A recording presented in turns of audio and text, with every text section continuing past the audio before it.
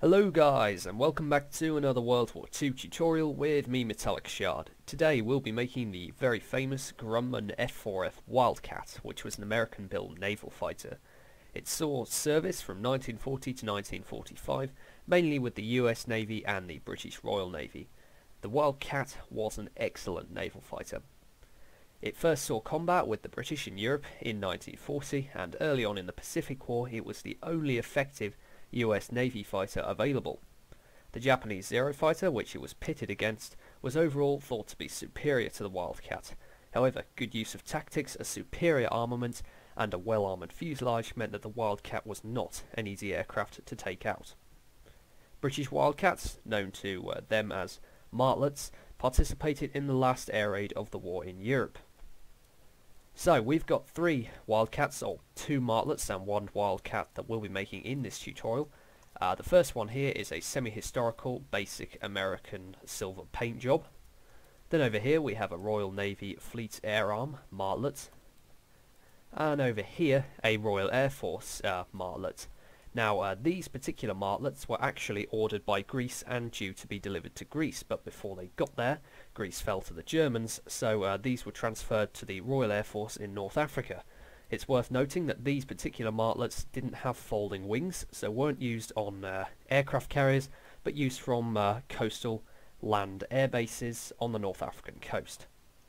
So I'll be making this silver Wildcat first in the tutorial. If you want to make either the Fleet Air Arm or the Royal Air Force Martlets, simply go ahead and make a quartz version or birchwood version of the aircraft you're about to see in the tutorial here. Once I've finished this aircraft, I'll show you the small additions and modifications you'll make to your to either of these Martlets here that you have just built. Alright, let's get straight to it and build the Wildcat, or the Martlets, or both, whichever you prefer. Alright, so let's start off with a 8-block line of stone slabs.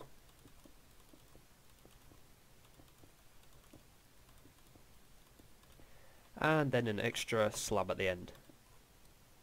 At the front here, underneath, place 5 slabs. And up top here, on the 3rd block in, place a glass pane, then a glass block, then just a stone slab block, and then stone bricks, stone slab, some more stone steps. I meant stone steps back there, I don't know why I said stone bricks. And then 2 more stone slab blocks there for the tail. The tail wing is a simple L shape like that at the back.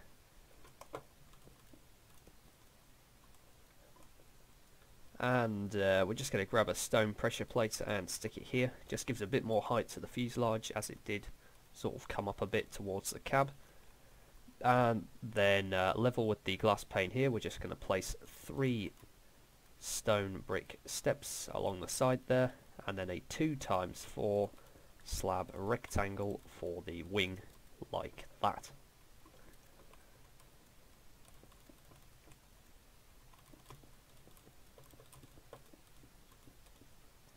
For the propeller, just place a button there for the very small propeller cone, and then place glass all the way around it. And then glass panes to finish off at the edges. And that is that's the brief tutorial for the Wildcat done. One more slight modification you might want to make is just breaking the block below the cab there. Oops, why did I do that? So just give it a bit more space inside, I guess. Alright, now for the other 2 Royal Air Force and Royal Navy Martlets. Okay, so the Fleet Air Arm Martlet is a very simple job. The only thing I really need to point out is the remember to add an iron pressure plate there. Apart from that, it's just a matter of crafting and fitting the tail flash, or the French flag thing, to the tail. So I'll show you how to make that. Just get ourselves a crafting table. You're going to want to get yourself rose red, lapis lazuli and bone meal, and also a couple of banners. And basically we're making these 2 banners here, so it's very simple. Just copy out what I'm doing here. So that's one banner done. We need to make two, one with red on the right like you see here, and also one with red on the left. So let's just do that, but a mirrored version. And finally put them in the crafting box with bone meal across the top, just to take the height of the French flag down a bit. And there we go. And when you fit them to your tail, make sure the red is facing forwards, so like that. And that's why we've got a mirrored version here, so when you add it to this side of the tail, the red is also facing towards the front of the aircraft. Now we'll move on to the Royal Air Force North African martlet. And the great thing about this is, due to its colour scheme, we can add oak trapdoors here, which give the fuselage that scale thickness that it needs, because the Wildcat was actually quite fat on the fuselage. So basically just apply the oak wood camouflage in a way that pleases you, pretty simple. Then add your trapdoors, 3 on each side like that, and also a standard pressure plate just in front of the cab. And we'll just quickly modify the banners for this aircraft. So what we're going to do is just grab some cocoa beans and turn the top of the banners brown instead of white. And once again, when you fit them to your tail, make sure the red is facing towards the front of the aircraft.